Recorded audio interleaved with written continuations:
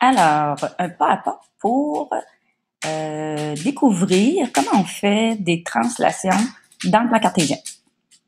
Alors, on va se créer. Donc, d'abord, tu vas t'ouvrir un GeoGebra.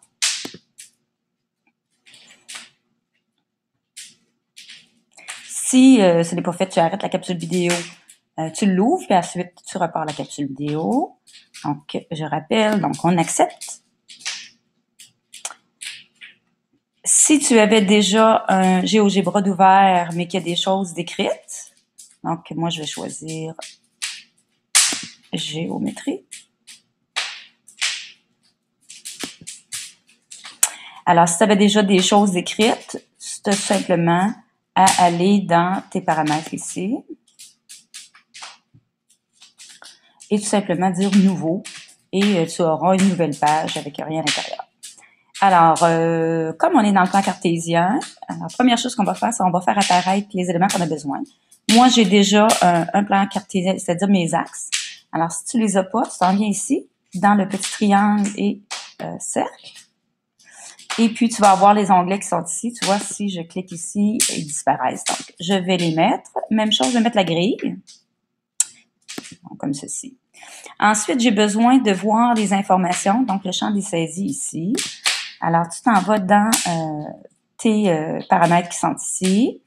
Et dans affichage, on va le mettre sur algèbre, sur graphique. Ensuite, je veux le champ des saisies en bas, si j'en ai besoin. Disposition, ça va dans disposition. Ça, c'est algèbre, ça va. Affichage, je pense que j'ai tout ce que j'ai de besoin. À ma gauche. Parfait. Maintenant, mon graphique, si je veux l'avoir en plein milieu, alors simplement avec le trackpad, donc en cliquant, on peut zoomer.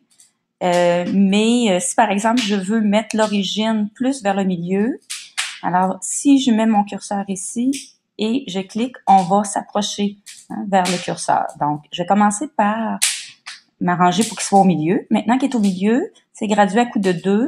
Ce que je vais faire, c'est que je vais me mettre au milieu et je vais continuer à zoomer comme ceci pour obtenir la graduation à coup de 1. Maintenant que ça c'est fait, je peux tasser si je veux là, la partie qui est à gauche, laisser plus de place à mon graphique. Donc, je vais faire une translation. Alors, on va commencer par se dessiner une forme géométrique, toujours la plus simple. Alors, on va commencer par un polygone. Je vais tracer un triangle. Donc, je clique sur triangle et je vais me chercher 3 points. Ah oui, c'est vrai. Avant, ce qu'on va faire, je reviens sur ma flèche, je vais m'assurer ici, là, la petite aimant, je vais m'assurer que on va attacher à la grille. Donc, pour éviter d'avoir à travailler avec des nombres décimaux, on va travailler avec des entiers, donc attacher à la grille. Alors, j'y vais, je recommence. Donc, je me fais un polygone. Alors, admettons que je prends le point qui est ici. J'aurai donc le point A. Ensuite, j'aurai ici, par exemple, le point B. Et je vais mettre mon point C ici. Je reviens au point A pour terminer mon polygone. Alors, voici mon polygone. Les coordonnées sont ici. Je peux les faire apparaître sur le graphique. Pour les faire apparaître, j'ai simplement à pointer ici le point A. Je m'en viens ici dans les caractéristiques de ce point et je marque tout simplement, je veux le nom et la valeur. Je fais la même chose pour le point C. Je veux ici, pour le point C. Je veux ici le nom et la valeur. Même chose pour le point B. J'aimerais avoir le nom et la valeur. Bon, voici les coordonnées de mon triangle. Maintenant, je veux faire une translation. Pour faire une translation, ça me prend une flèche de translation que maintenant, on va appeler, parce que c'est vraiment le nom, un vecteur. Donc, allons chercher un vecteur. Donc, on va le trouver ici, dans l'onglet « Vecteur ». Et en bas, ça nous dit quoi faire. Donc, le point d'origine du vecteur, donc le début, et la pointe extrémité, donc un autre point. Alors, admettons, je peux mettre ma flèche absolument n'importe où. Admettons que je la mets ici. Ça va être mon point d'origine D. Et je veux une translation, par exemple, comme ceci, vers le bas, vers la droite. Alors, ce que je veux vous faire observer, c'est, voici mon vecteur, ma flèche de translation. Et à gauche, oups, on va le remettre ici. Et à gauche, voici le vecteur. Et c'est effectivement de cette façon-là qu'on nomme un vecteur U. Et entre parenthèses, on nomme ces deux coordonnées si on est sur du 2 dimensions. Bien sûr, en 3 dimensions, il y aurait 3 coordonnées. Le vecteur 2 signifie qu'à partir de l'origine, on se déplace vers la droite de 2 et moins 4, la coordonnée, donc le Y, on se déplace vers le bas de 4. 3, 4. Alors, voici les informations pour le vecteur. Donc, une translation 2, moins 4.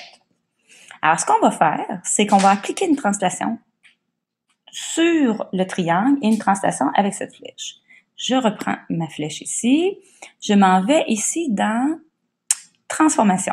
Alors, vous voyez ici dans l'onglet, j'ai inversion, rotation, translation, mot ici. Je vais faire une translation. En bas, on me dit, détermine l'objet à déplacer et ensuite le vecteur. Mon objet, je m'arrange, on fait attention, pas que ce soit des points. Je m'arrange pour que ce soit le polygone. Je peux le nommer à gauche ici ou je peux le pointer. Donc, mon triangle et mon vecteur, même chose, je pourrais aller chercher mon vecteur à gauche ou je veux simplement le montrer. Et voici va apparaître mon triangle. Ce que je vais faire, c'est je vais le mettre, vous voyez, il est de la même couleur, je vais le mettre tout simplement d'une autre couleur pour que ce soit plus clair. Donc, voici ma translation. Avec les coordonnées de A', B' et C'. Maintenant, on va aller vérifier si c'est bel et bien une translation au sens où on l'a déjà appris. Alors, ce que je vais faire, c'est je vais enlever le plan cartésien ainsi que le grillage, donc les axes et le grillage. Alors, je reviens ici, toujours avec ma flèche, réapparaissent ici, je vais l'enlever et je vais enlever le grillage. Maintenant, une translation, on sait qu'on doit tracer des parallèles qui passent par chacun des sommets de la figure initiale, parallèles à la flèche de translation. Alors, on va aller tracer les parallèles. Donc, c'est ici. On veut tracer, non, c'est celle ici. On veut tracer une parallèle. Qu'est-ce qu'on me demande? On me demande un point et le vecteur. Donc, le point C et le vecteur. Voici la parallèle. On voit très bien que C' passe par. Même chose, je continue, le point A et le vecteur. Et, même chose, A', et puis le point B et le vecteur. Donc, on voit que les parallèles ont été respectés. Maintenant, la longueur, on va aller vérifier si la longueur, donc on sait que le sens c'est vers le bas, si la longueur est correcte. Donc, on va aller vérifier par cet onglet-ci. Non, cet onglet-ci. La distance. Donc, commençons par aller voir la distance entre deux points, donc de mon vecteur de base. Alors, mon vecteur de base mesure 4,47. Si vous ne le voyez pas ici, vous allez le voir tout simplement à gauche dans le champ qui est ici. Donc, 4,47, c'est la distance de D à E. On va aller voir si cette distance est bel et bien respectée de C à C'. Effectivement, de A à A', même chose, et de B à B', même chose. Donc, on voit bien que les longueurs, donc la translation a été respectée. J'en profite pour vous montrer ici les trois droites. Alors, vous voyez la représentation des trois droites, 2x plus y, 2x plus y et 2x plus y. C'est simplement l'ordonnée à l'origine qui est différente. Donc, ça dénote qu'elles sont bel et bien parallèles. Maintenant, ce que je vais faire, c'est que je vais me débarrasser de mes droites. Donc ici, cette droite-là, je clique à droite, je l'efface. Cette droite-ci, je clique à droite, je l'efface, même chose. Et je vais effacer également ceci. Donc ça, c'était simplement pour vérifier.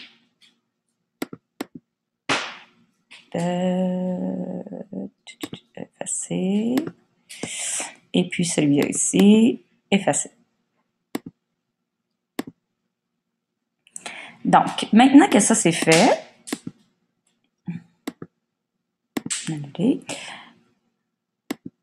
effacer.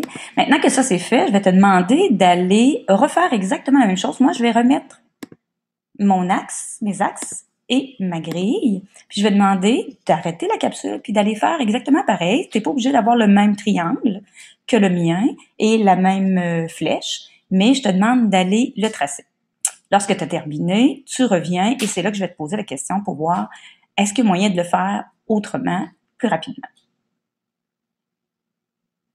Alors maintenant que tu as ta figure avec ta translation effectuée, que tu as remis tes axes, voici la question que je vais te poser. On connaît le vecteur 2 moins 4. 2 signifiant 2 vers la droite, moins 4, donc 4 vers le bas. Moi, je vais te demander d'observer les coordonnées de tes points.